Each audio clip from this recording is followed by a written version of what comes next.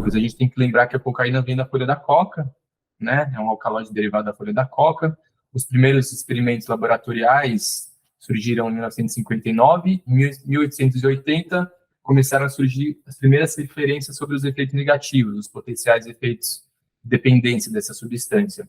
E só em 1914, quer dizer, não faz tanto tempo assim, se for parar para pensar, que ela foi restrita à sua livre venda e comercialização. Até esse momento, ela podia ser comercializada em alguns países do mundo. A folha de coca ela é utilizada há séculos por populações nativas dos Andes, tinham e têm o costume de mastigar, né, de mascar essas folhas para aliviar um pouco o mal-estar intestinal, o emagrecimento, para uma melhora da performance, para um alívio na sensação do aumento da altitude.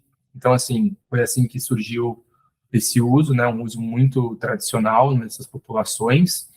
E a partir dela vão produzir a substância psicoativa da cocaína, né? Que existem algumas apresentações, que é o crack, né? Que é a substância fumada, e o cloridato de cocaína, que é a forma inalada.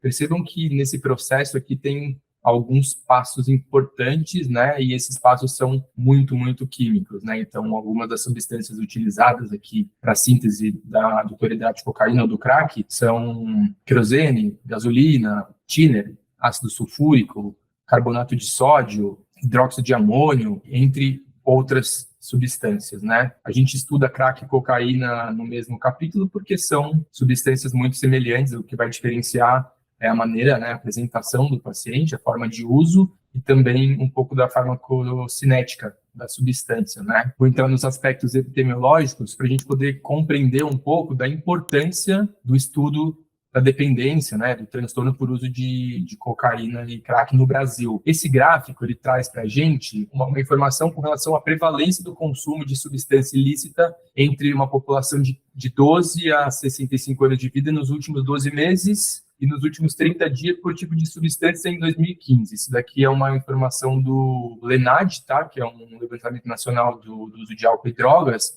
E observem que a maconha ela está em primeiro lugar, né, como a substância mais utilizada, seguida da cocaína, tanto na vida quanto nos últimos 12 meses, quanto nos últimos 30 dias. Portanto, a gente pode dizer que a cocaína, e quando eu falo cocaína, vocês entendem o crack, assim, de uma forma ou de outra, é a segunda substância ilícita mais utilizada no Brasil e é possivelmente a substância que mais leva, das substâncias ilícitas, a que mais leva a tratamento em saúde mental. Muitas vezes porque os usuários de maconha acabam não buscando tratamento por ter um adoecimento, por ter um quadro clínico diferente. Lembrando que pacientes que usam cocaína geralmente usam outras substâncias, eles são pacientes que usam mais de uma droga, ou seja, eles usam cigarro, eles usam bebida alcoólica. Então, isso é um ponto muito importante na nossa investigação, tá? Sempre lembrar que a maior parte dos pacientes deve usar mais de uma droga. Falando um pouco de números, a gente sabe que um estudo de 2020 mostrou que 1,34 milhões de brasileiros usaram cocaína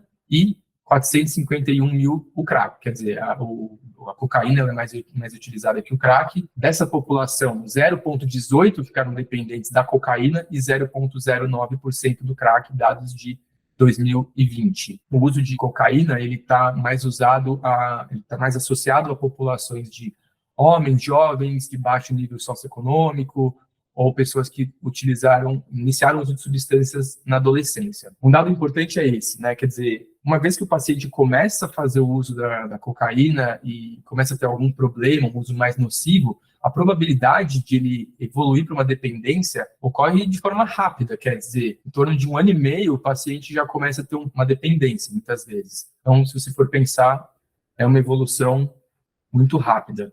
Aqui eu trouxe outros dados falando a respeito também da prevalência de cocaína, sobre o uso de cocaína sem ser de alguma substância ilícita, exceto álcool e tabaco nos últimos 12 meses, numa população também de 12 a 65 anos, e da direita é a mesma população de 12 a 65 anos, que reportaram o uso de alguma substância nos últimos 12 meses. Então, observem vocês que a cocaína tem uma prevalência de 0,18% e 3,21%. Por conta desses dados importantes, alarmantes, números altos, a gente tem um problema de saúde pública no Brasil relacionado a essa substância. Daí que a gente precisa entender agora as bases neurobiológicas do uso de de cocaína. Vocês sabem muito bem que quando a gente usa alguma substância, a circuitaria cerebral envolvida é o circuito de recompensa, né, que envolve aqui a área tegmentar ventral, o núcleo accumbens e o córtex pré-frontal, e é uma liberação dopaminérgica importante nessa região. Como é que funciona a cocaína, né? Como que a cocaína especificamente vai atuar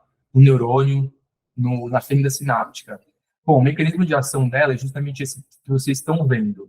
Eles vão aumentar a disponibilidade dopaminérgica e noradrenérgica na fenda sináptica, bloqueando justamente esses receptores, tá?